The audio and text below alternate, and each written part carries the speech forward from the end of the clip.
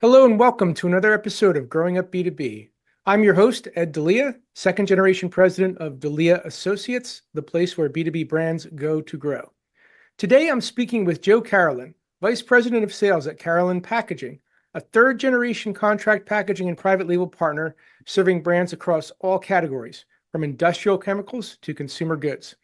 Joe grew up in the business, has worked every part of the line, and today leads sales while guiding day-to-day operations at the company's Rockaway, New Jersey facility, with additional capacity in Bayonne as well.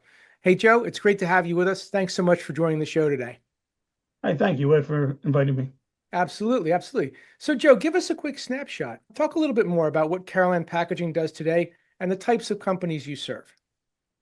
We're a contract packager, so we do work for all different industries, mostly industrial, chemicals, silicones, paints, adhesives, things like that. Over the vast years that we've been together, we touched everybody, every type of thing that we did.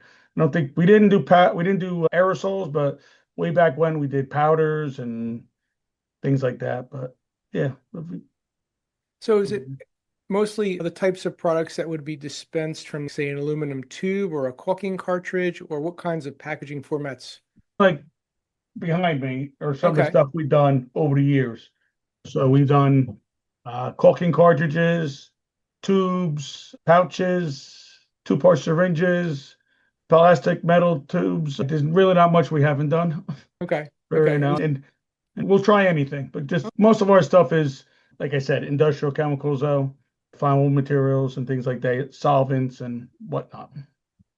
So it sounds like a lot of things that would be construed as maybe more aggressive formulations, aggressive chemicals, where the packaging, selected packaging format and the filling were really needed to be have the right levels of efficacy and protection to contain the said product. Does that tend to be more of the types of products that you get involved with? Yeah, we get a lot involved. Most, like, a lot of people don't want to touch the stuff that we do. We're not high hazardous. Your normal, maybe turpentines or say mineral spirits or stuff like that, fill stuff like that. But airplane glue and whatnot. But Hmm. we do grease. We do paints. We did paints for Crayola Crayon. We did water-based paints for Crazy Art. We got involved in that slime glue craze, which was crazy for all parts of being crazy. Was obviously I probably didn't give them the right. I probably gave them the wrong number because I might have been. It was a Friday night, so I might have been having a couple. And then when somebody comes back and says, "Hey, yeah, we'll use you," I'm like, "Okay." And seven tractor trailers show up on Monday. I'm going, "What did I say?" Yeah. That was a crazy time. Sure. You've seen a lot in your career, but as the saying goes, somebody's got to do it, right? Somebody's got Yeah, to yeah, manage these products, and why not Carolan Packaging? And that's a lot of what you're doing, but it sounds like you take on other types of engagements as well. oh So yeah. Over the years, we did a lot of things. Like we were talking before, you're talking about Star Wars yeah. when we had a conversation on the phone, and I remember back in the '70s when Star Wars came out, nobody knew about it, and they came to my father for blister packaging, all the figurines and everything, and I forgot. I think he was like 4/10 of a cent or something, like point oh oh oh oh off, and we lost the business. Oh People my people say gosh. it's a penny. You add a penny over millions, or half a penny, it goes a long Yeah, way. understood. So going way back, your grandfather launched the business. Originally, it was called Nalarak, and the family story, the generation story includes a few twists and turns and some relaunches. What are some of just a spot check on some of the key chapters that shaped the company that's in existence that you now run today? Well, obviously, my grandfather started back, I believe, in 1948. I'm not positive what actual year it was, but only a couple years after he started it, he passed away from cancer. He was a chemist, my father said, and he died when my dad was 14, 2 days before Christmas. Oh my goodness. Then my grandmother and my uncles took it over and were running it. My one uncle was worked for later on. He worked for Ortho, and I don't know if he worked for Hawthorne and North Roach or not, but I know he was a mechanic too.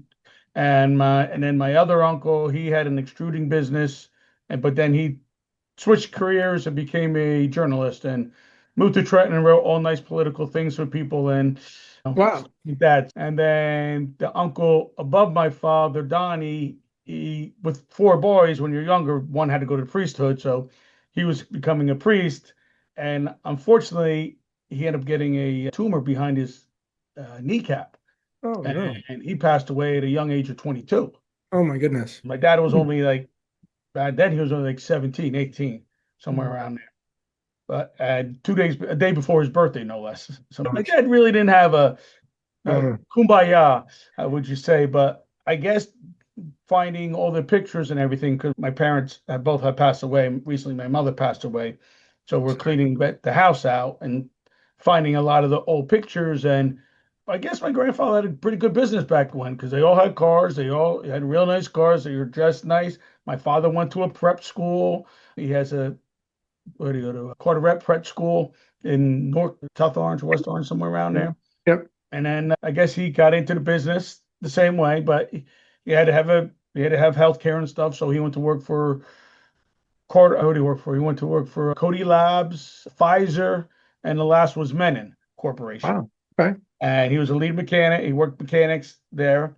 And then he kept Carolan Packaging during the day. So he'd go to work at 6:30 in the morning at Carolan, work till 3:30 for Carolan, and then go to Menon and work till Menon until midnight or maybe a little less. And then, of course, you got to wind down. So you had to go have a couple beverages and then come home and start at 3 hours all over again. Oh my So, gosh. and so he was a tough guy that grew up in Newark. He was and then the family just then he started Carolan Packaging after I guess from I'm hearing something between his mother and him didn't see eye to eye, so he departed and went out. During Carolan Packaging, he was like I said, he was working for Menon and things like that.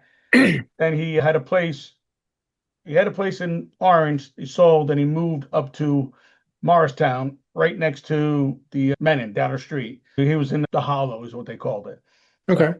he had a little business there in the old school. That's when I started going there in my little overalls and tagged along with mom behind. And mom was a secretary, and here I am, like this big. And mom always told a story where we went down to there was a butcher down below, and the guy was making sausages.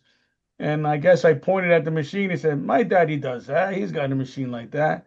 So that I don't remember saying it, but I do remember the place, and I do remember unloading trucks, them throwing them off on the tires and bouncing them up and whatnot. And Wow. then, So you literally have been around. So I think when we spoke before doing this episode, you had said that you'd been exposed to the factory since you were around 5 years old.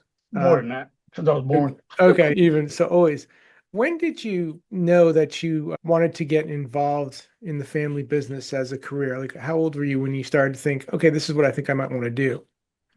It really wasn't, I think that's what I want to do. It's pretty much that's what you had to do. Okay. So Okay. it wasn't like that's what growing up as a kid, summer school was one thing, that's probably like a vacation, and then there's a factory. So you were in the original factory was in the building we're in now. I'm just over a couple doorways over. But growing up in it and wanting to do it, no, there was no wanting to do it because your mom and dad and mom pulling her hair out, having bleeding ulcers because we have no money and all that. There was never a windfall. Maybe there was a windfall 1 or 2 years, but all the other years growing up, like I said, finding all the stuff now, the foreclosure papers, the car being repossessed in front of the house, always having used cars and things like that. So mom always said, "No, you don't want this." No. So in high school, I went out and I worked all through high school for the business. I washed dishes, I pumped gas, did tree work, and then in high school, I was in a work program where I went to work for a Cadillac dealership in town. And then I end up there instead of going to college and getting anything. I'm like, hey, I'm making $400 a week. And this is back in 1980 something, 86. I'm like, hey, I'm making more money than any. I got a brand new Jeep, I'm living at home. And then fast forward, I crashed my Jeep. I ended up, life started moving faster. And then my ex-wife, which was my girlfriend at the time became pregnant, and then I became a father at a young age of 22. So Okay. now, bam. And then the dealership was bought by the mafia, and then they ran into the ground. So everybody lost their jobs. And then I went back to work for the family. And that was in 1990, yeah, 89, 90. Went back. I was only really gone for a little bit, you know. Yeah. Then you circled back.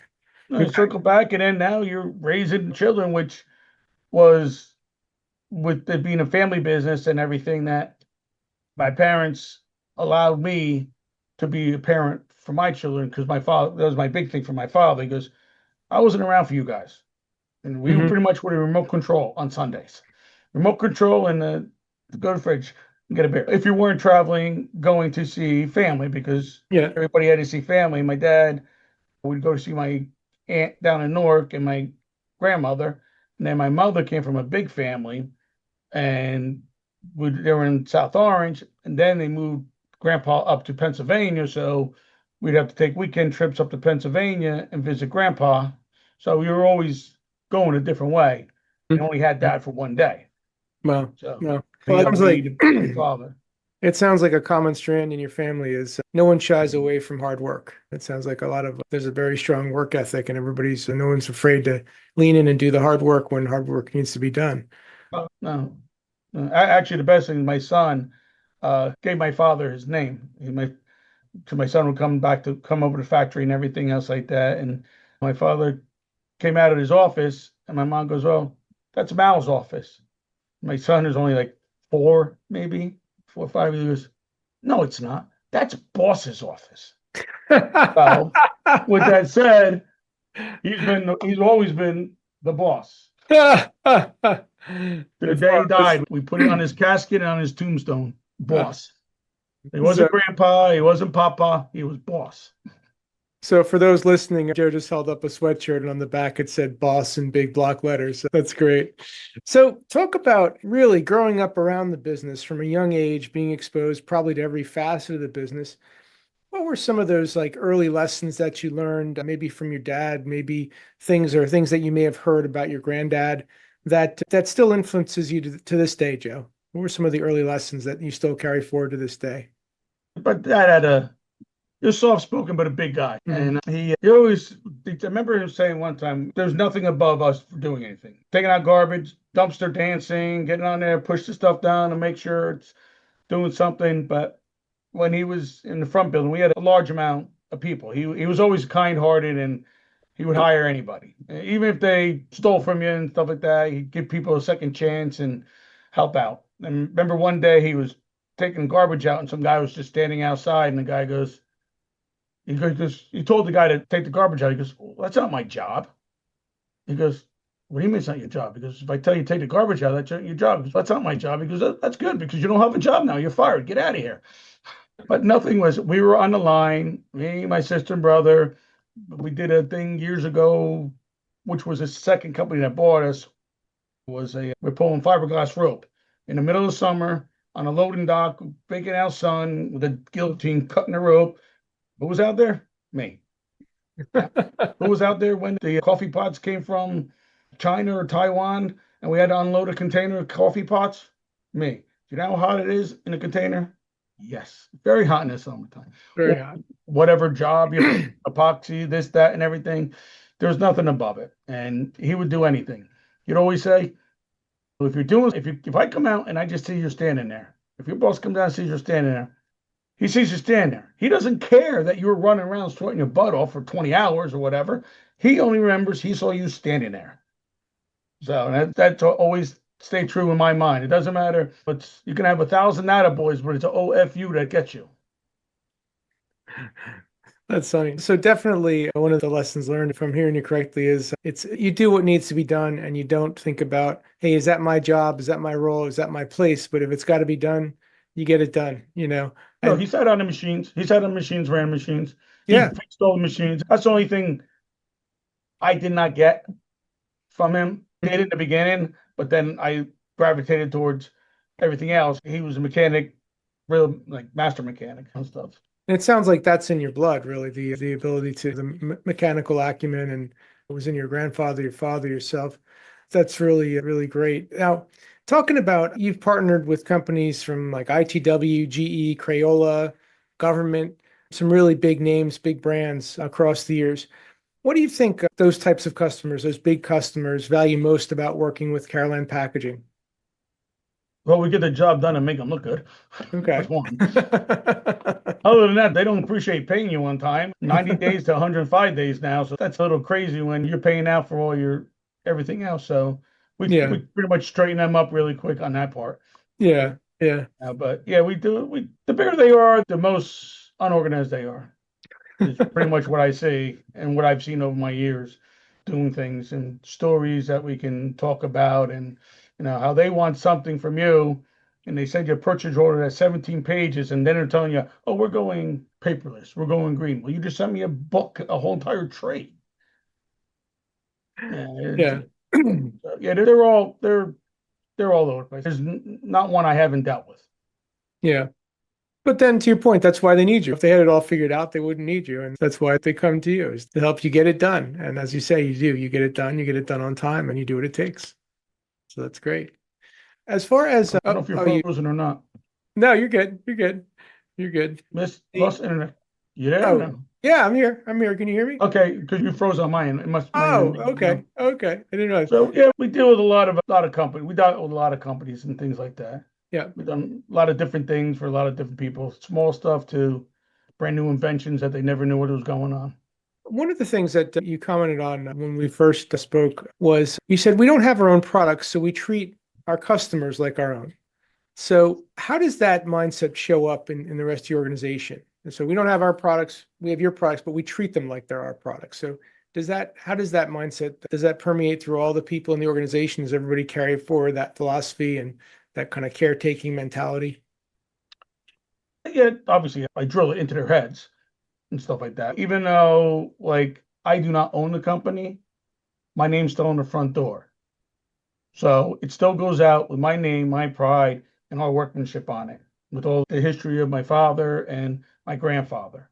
That stills into my head. And a lot of other competitors of ours have their own product line to a point. So if something comes in that's theirs, don't knock somebody else off. They started doing contract packaging because some of their stuff is seasonal. So when that stuff's not there, they'll knock it off. So I don't have any own product of our. Yeah, we do government contract work for my boss. But it's not a product that's going out where it's going to compete. Hmm. I've dealt with multiple customers that are competitors, and I've had stuff where you see behind me, one come in and say, "Hey, you can't fill that." That's my competitor. I said, "What do you mean I can't fill that? I'm filling a product." And Mhm. first of all, that's my customer, so not your problem. There you go. Yeah. Getting back to family for a moment, Joe, through the course of this discussion, you cited a number of serious family challenges, some family tragedies. One of which, I guess, a bit more recently, caring for not one but two parents with Alzheimer's. How did some of those family issues, events influence you, impact you, and maybe even how the way you look at life or the way that you lead the business? Alzheimer's doesn't kill you right away. It and the beginning of it and the starting stages come slowly. You just see things, and a lot of stuff was going on. My father and working day to day with your parents, are right Hmm. next to them. There's people say, "Oh, it's a family business. It's you work for mom and dad." Yeah. You ever go tell your mom to go F herself and then get in a big shouting match and then turn around and say, "What's for lunch?" or something like that. Or it's like, I said, are you my boss or are you my mother right now? So there's always a fine line to certain things, but you still love them, you still care about them. And then with my father starting, I knew what was going on. I can see it, things going. And not to sit there and say anything about Joe Biden and stuff like that. I saw the same things my father did in the beginning stages, especially with the eyebrow and all this and the shuffling as it advanced. Hmm. So there's a lot of other things along with Alzheimer's. My father also he had sarcoidosis. It's a shadowing of the lungs and stuff like that. Hmm. Could be from all the stuff we did in the past. And then he had a couple stents, his heart, and So there's other things that could have contributed to it. Is the heart rate went down, but running the business and still taking care of them. I have a brother and sister that helped in the Okay. beginning to a point, but it was more along the lines like, hey, he's okay. No, he's not. So as it progressed, there was challenges. He placed orders for stuff that I still have now from 2008 or 2002 that I don't use, or material jobs would come up short, and like we have more than enough material. What happened? And then we go to recycle our drums, and we bring all the drums up from the lower warehouse to put on the truck, and the guys go to throw them off. You're used to throwing 50 pounds, and all of a sudden you grab a 450-pound drum. Yeah, he's going to throw you back out. So, oh, I know where the drums went. We got the material now. So it was always called the biggest hide and seek. But towards the end, when it was rough, because things happened along with it. Like in 2019, he got the medicine got him sick, pretty much. He got compacted and everything from the medicine. And he ended up in the hospital. And the doctors treat him for congestive heart failure when he was just constipated. So he's like Mm. full poop. Hmm. So they almost killed him. It was like one of the worst moments of, and I'm a burn survivor. I was burned 20% of my body. So Oh, I wow. spent 5 weeks in the burn center, and seeing my father go through this for 7 weeks in the best hospital, it was bad. It was really Mm. bad. But we're there every night, going there to the hospital at night, coming here in the morning, working, getting everything done, bringing mom over, coming back. So it, there's lucky I'm owned by somebody else, I to see. put I it that see. way. So there's a God blessing. But yeah, working with your family and things with Alzheimer's, and got him out of the hospital. He lived for 2 years. We brought an aide into the house, but we took care of him like gold.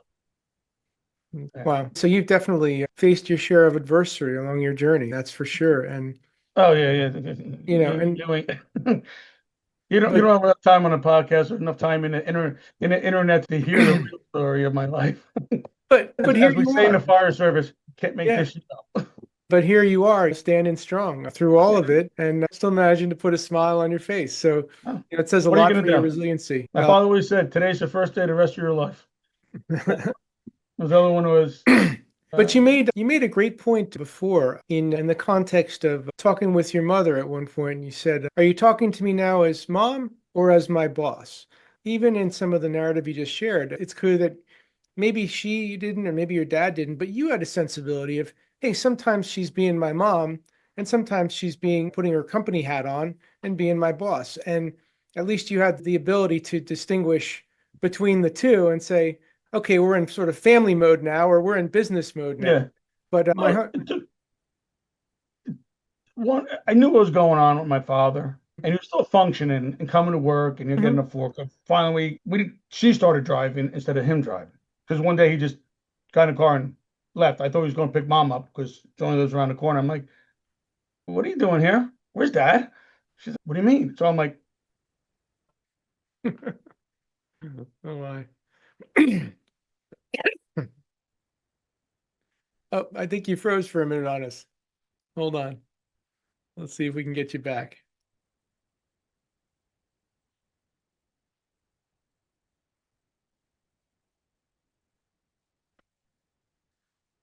Joe, can you hear me? Joe? "Back? You Oh, there back?" you go. You're back. You're back. Okay. Okay. Okay. I'm like, it keeps coming in. I don't know why. I'm right next to my Wi-Fi. But he ended up disappearing, going for a ride, and I had to download what I did OnStar, and we tracked him. He just Okay.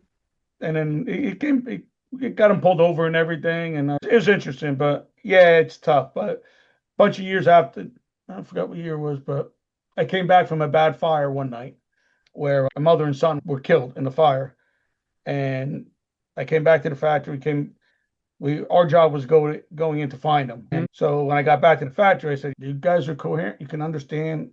And I pretty much said my goodbyes to them then. And then, even though I was a caregiver and things like that, my personal goodbye saying, "Hey, I love you. Thank you for everything you've done for me, my family, the whole family, that you've always done and took care of us." So I just wanted to make sure they knew that prior to going into the Hmm. dementia. Yeah. Wow. That's really powerful, man. Thank you for sharing that.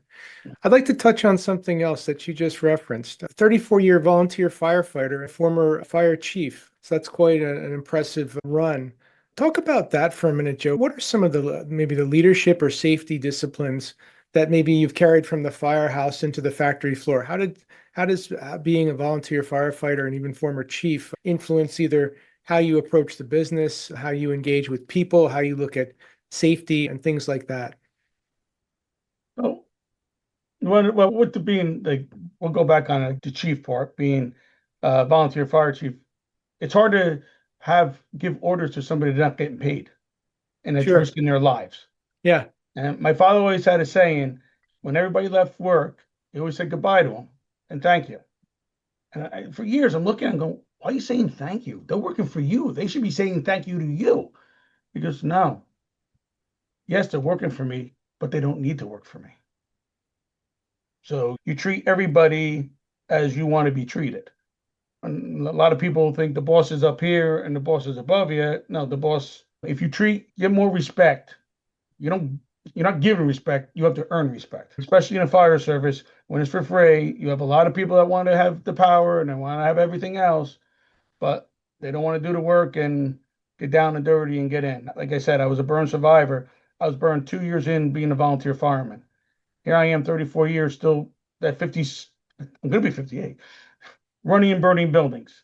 We have awards over here for saving a fireman's life because my parents allowed me to take care of my children, pick my kids up from daycare, from kindergarten, feed them lunch, and then bring them to daycare. On Valentine's Day 2004, we had a house fire in the next town, and they called us. And as soon as we got there, everything hit the fan, and the fireman was trapped in the basement. And our job was to go inside and pull him out and save his life, which we Wow. did.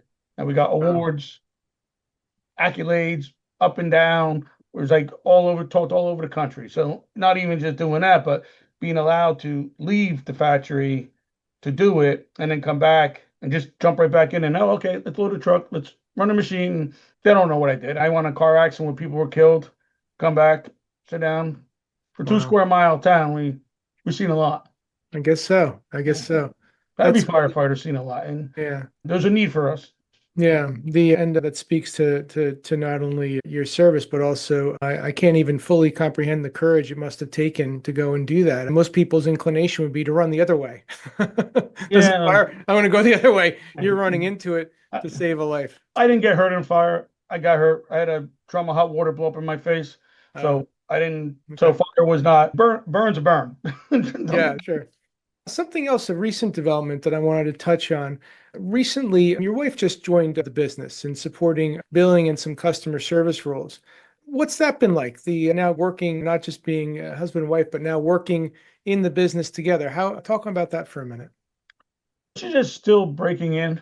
You know, Okay. she Okay. still hasn't totally let go of her job. They keep Okay. calling her back, but I think we're getting like 2 days a week now, maybe something. But yesterday was a full day, second full day, and Oh, okay. we're catching up. We're doing, like I said, the whole place since 2019 has been in shambles. All I've Okay. been doing is doing work and taking care of people. And like a fireman, putting fires out for everybody else and not taking care of and doing things like that. Yeah. I had my parents had systems years ago, but and my mom just, no, I'm not doing that now. No, I'm not touching QuickBooks. No, no. She'd pull up an invoice and then make it, print it out 3 times and delete it. And then it would be pricing from 5 years ago. And I'm like, I can't send that out. And everything just gets backlogged. So we're catching up on the backlog and trying to move forward and get a system, talking to clients and some of our vendors of seeing what they use. I'm not going to go out and buy a big EDI system, some Microsoft or something like that for 20 customers or for one guy just because that's what they want. Hmm. It worked out yesterday. She was happy. I mean, it's instead of me sitting there going and doing every single solitary thing, it was good. And then So now it's she a knows what I actually do because I don't even know what I actually do. Like I told you when you said, what do you do for a living? I don't know. The most thing I do is I put shit where it belongs.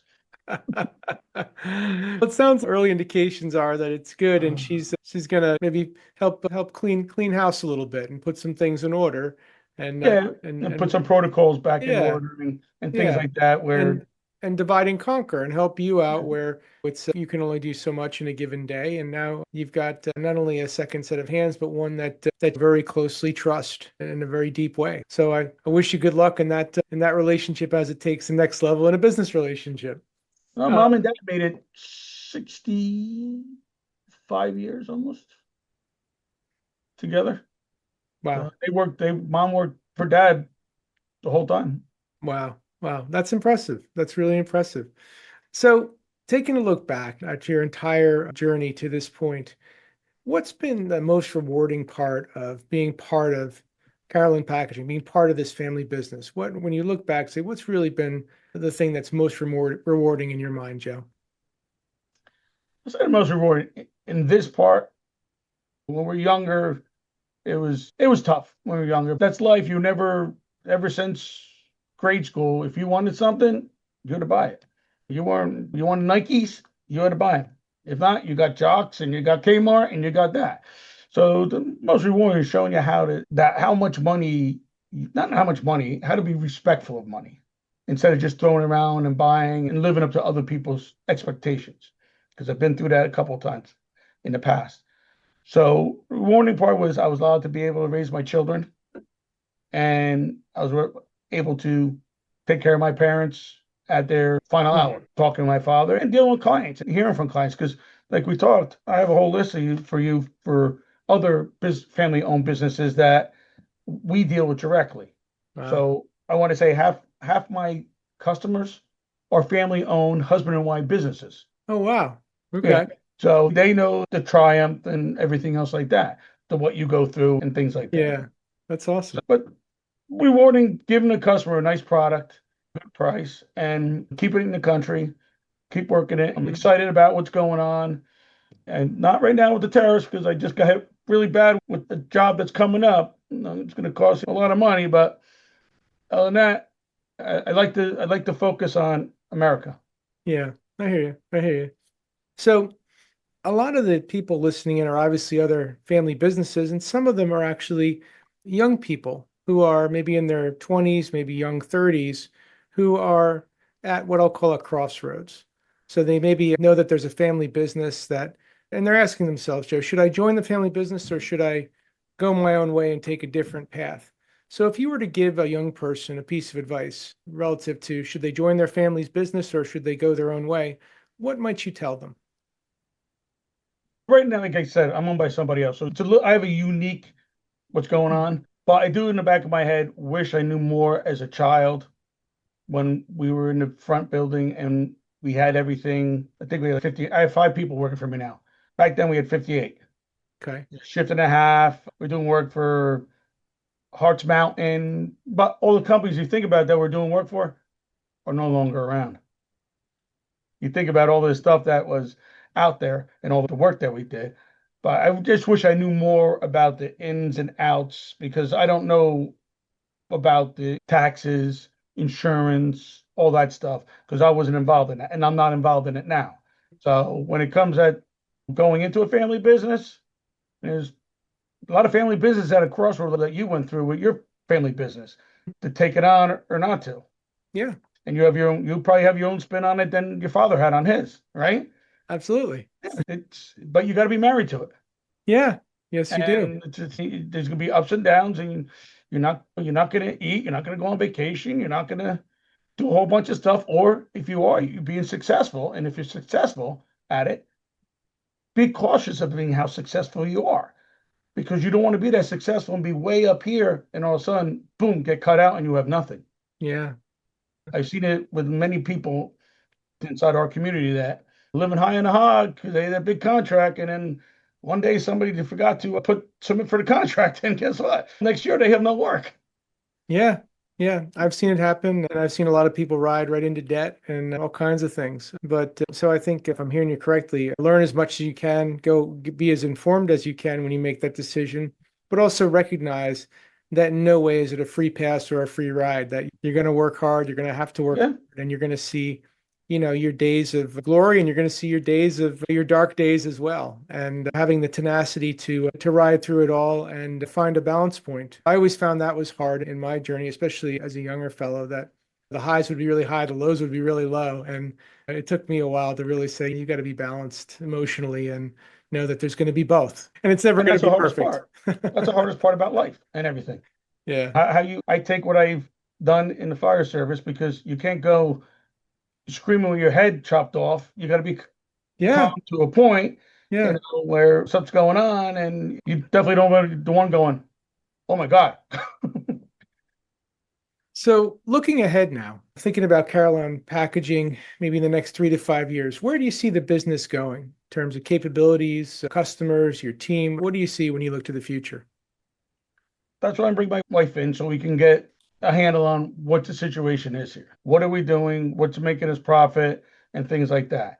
And then see, because the 3 to 5 years, you always said it comes every day, because we have a contract that's 3 years up. My boss will be 85, and every time I talk to him, he's, "Oh, we'll talk about it in 3 to 5 years." I'm like, "Okay, you said that 10 years ago. Now it's actually 3 to 5 years."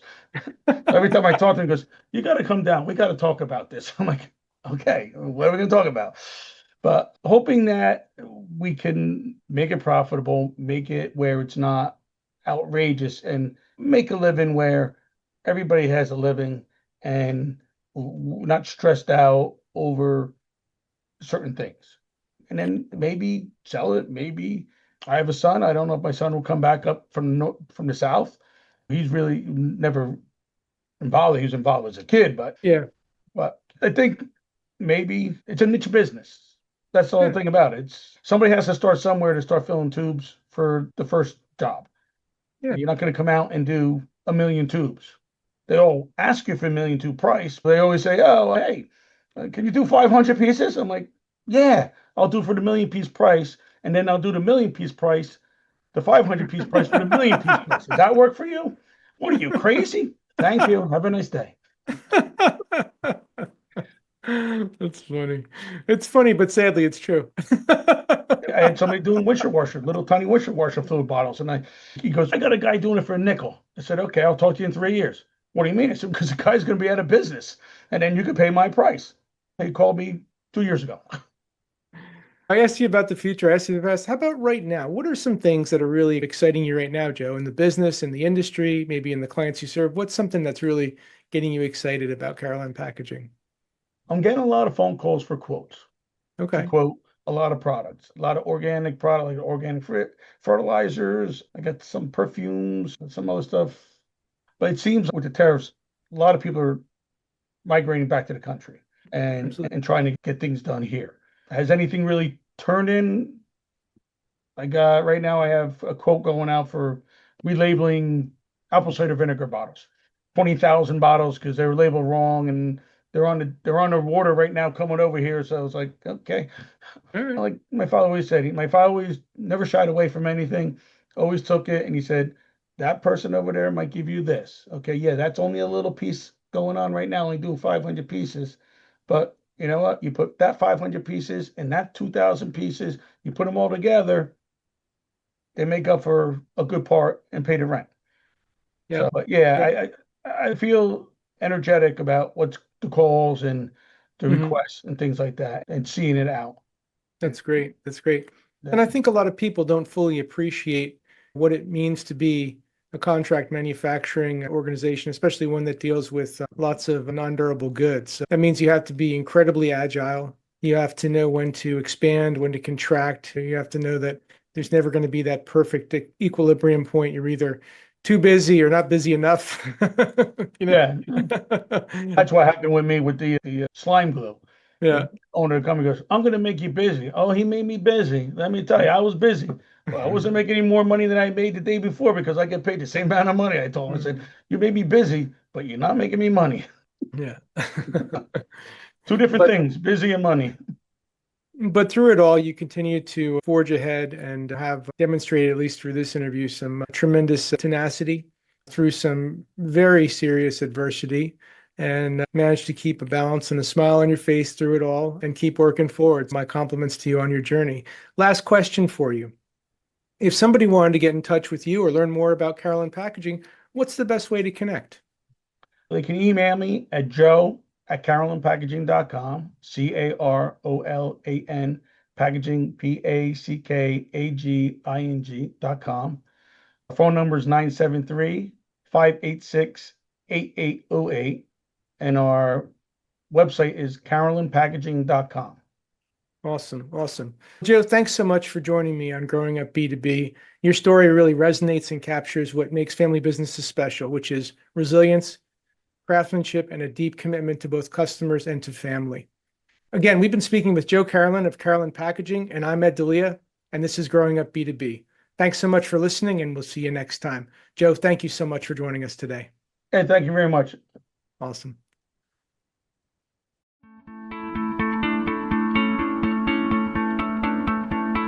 Hey, thanks so much for tuning into Growing Up B2B. To explore more episodes and insights, visit podcast.delianet.com. And if you've enjoyed this episode, please give us a rating or review on your podcast platform of choice. Having worked with hundreds of family-led businesses across my career, and being a second-generation leader myself, I'm on a mission to help every family business I meet achieve next-level growth for their organization. So feel free also to connect with me on LinkedIn and let's support each other. You can also find out more about my company at delianet.com. Again, I'm your host, Ed Delia, and thanks so much for joining us today. Take care.